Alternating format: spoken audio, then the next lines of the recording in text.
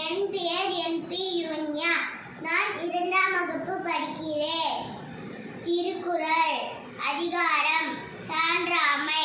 கடனென்ப நல்லவை எல்லாம் கடன் அறிந்து சான்றாமை மேற்கொள்பவர்க்கு குணநலம் சான்றோர் நலனே பிறநலம் என்னவத்து உள்ளதும் அன்று.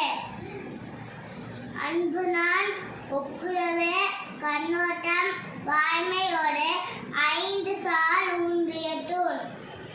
கொல்லா நடத்தது நோன்மை பிறர் தீமை சொல்லா நடத்தது சால்வு.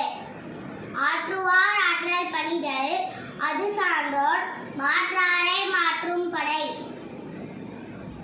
சால்விற்கு கட்டளை ஆதினின் தோல்வி தொலையல்லார் கண்ணும் குழல். இன்னா செய்தார்க்கும் இனியவே செய்யார்கா